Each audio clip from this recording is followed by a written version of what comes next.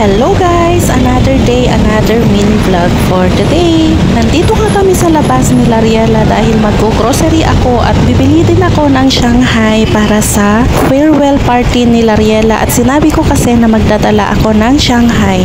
At kay Mark naman yung kanyang farewell party, ang dadalhin ko ay magluluto daw ako ng biryani at saka si Jillian Nicole ay hindi pa sila nakapag-decide kung anong gagawin nila sa kanilang party.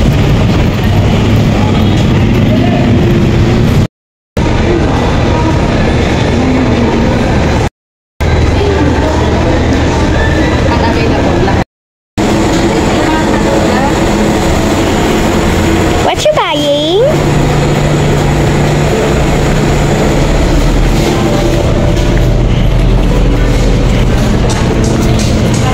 Konti nga lang yung aking pinamili ngayon dahil marami pa naman kaming stocks. Ito lang yung mga kailangan at yung mga stocks namin na ubos na. Yun lang ang aking pinamili.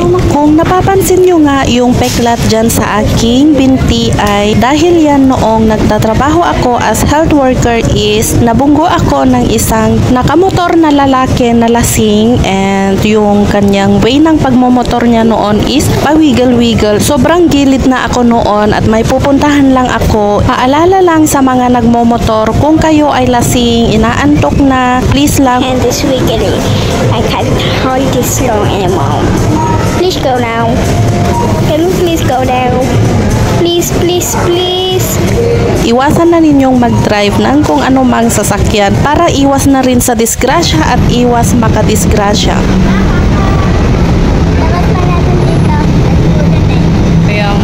Hi guys, tinuturuan ko siyang magsulat ng kanyang pangalan at saka mag-addition and magsulat ng numbers and magbasa ng English at saka Tagalog kasi for this school year is mag-kinder na siya. Naman si Lariela guys, dumating na siya galing sa kanyang school. Anong ginawa niya sa school niyo? Ajit books. Simple. Ajit lang. Nag-divide kami. Ano pa? Ajit lang yun. Yun lang? Wala na kayong pasok? After ng farewell party ninyo, wala na kayong pasok? Kailan yun? What is the kaya? Tomorrow? What is the S?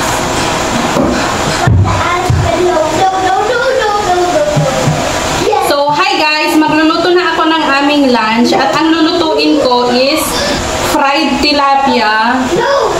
And then, meron pa akong leftover na yung sinigang na fish. Nung nakaraan pa ito guys, ito yung uulamin ko. And then, ito namang munggo, yesterday leftover.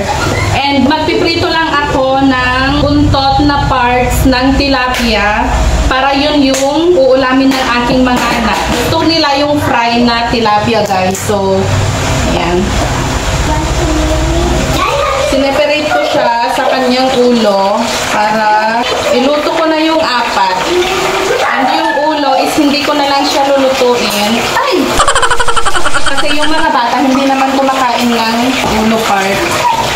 Ba't naman nananakit ka? Oh my God! Masakit yun!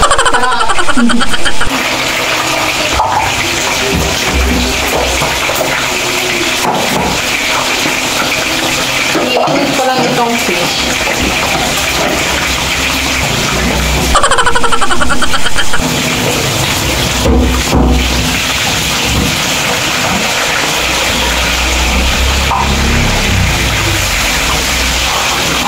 Binabad ko na kanina ito guys ng salt, pepper, and seasoning para manuot yung kanyang lasa.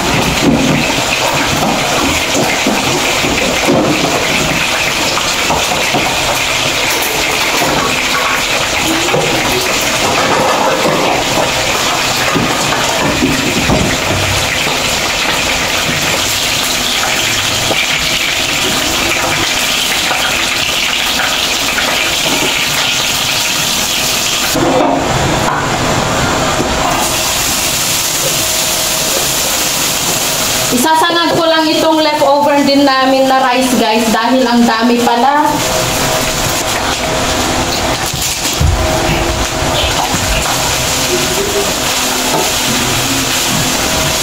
Ako lang ba guys yung hindi makapag-diet na yung konti lang yung kakainin kasi kapag gutom na ako, nanginginig ako, nagiging clumsy ako, ganun. Yung feeling na parang nangihina ka na, kaya nanginginig ka na dahil sa gutom, ganun. Pwede naman akong mag-diet. Gusto ko naman talagang mag-diet, kaso kapag pagod na ako, sabayan pa ng gutom. Ganun ang nangyayari. Nanginginig ako at saka nagiging clumsy. Ako lang ba yung ganun? Hirap, no? Yung kalagayan na ganun.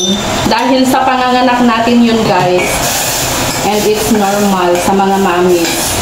Pinapainit ko nga din pala itong munggo na ulam namin yesterday. Meron pang konting natira. So, yun yung magiging gulay ng aking mga Junakis. Tignan nyo, ang daming leftover na rice.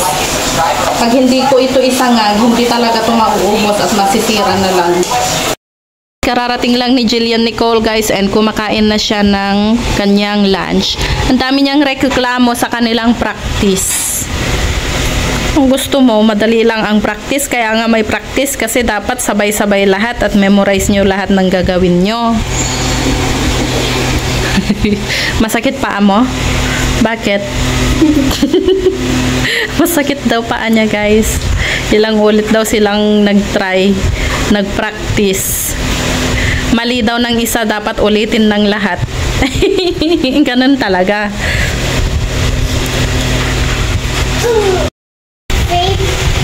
Baby wet is the yellow mohobo with the flower. Wobo, that's the way that with flowers is Lisa's flavor.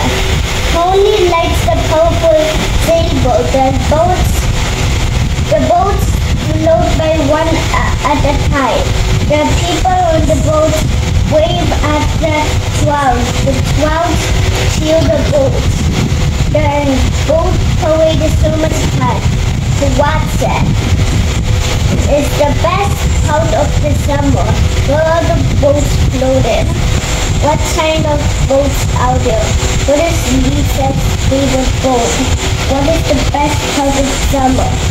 So, hi guys, kain tayo and kakain ako ng breakfast lang ngayon dahil nagutom ako, galing ako sa school ni Mark dahil meron silang practice para sa kanilang recognition day and ang uulamin ko nga pala guys is salted egg and then yung leftover namin yesterday na laing and ayan, sobrang nagkikrave ako ng laing kaya nagluto ako yesterday and ako lang yung kumakain kasi ayaw naman ng mga bata. Sa mga simpleng bagay na ulam guys is mapapasaya nyo na ako. So yummy. Yeah, I see you. Sarap. Ha?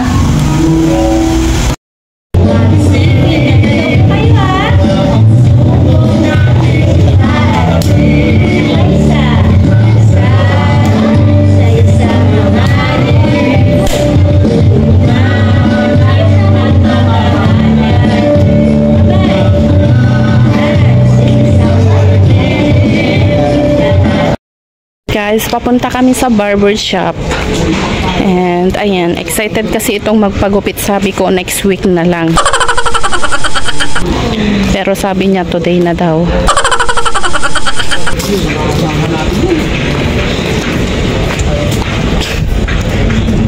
Kahapon pa niya sinasabi na gusto na daw niya magkupit. Pero so kasama sila Riela. Gusto niya daw sumama.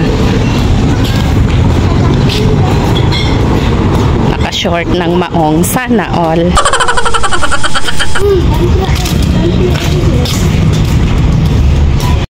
So, ayun na nga guys. Nandito na kami. Pauwi na kami. And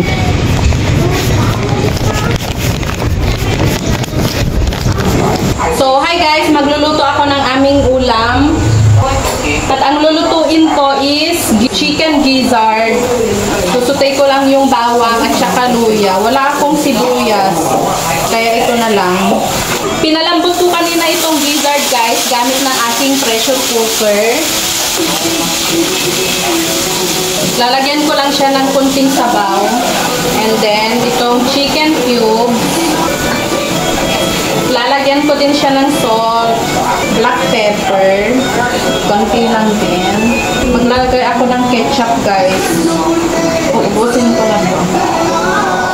Ako lang ba yung gumagawa ng ganito? Sayang pag hindi siya nasimot.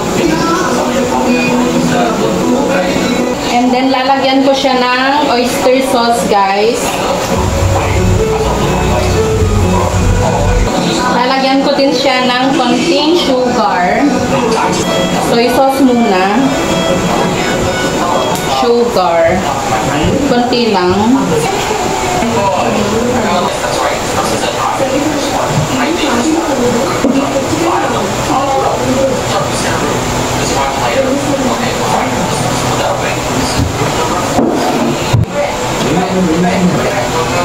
Ng salt. Madaling luto na lang ito, guys, kasi na-pressure cooker ko na kanina itong chicken gizzard. Tag-ulan na naman, guys. Sana wag umulan pagka graduation day para hindi mahirapan yung mga bata. And iinit ko lang itong aking laing. Last na ito, guys. Yung niluto kong laing noon, oh my, tumigas siya. Iinit ko lang siya sa same pan. Ako lang yung nag-uulam nitong aking laing, guys, kasi ayaw naman ng mga bata.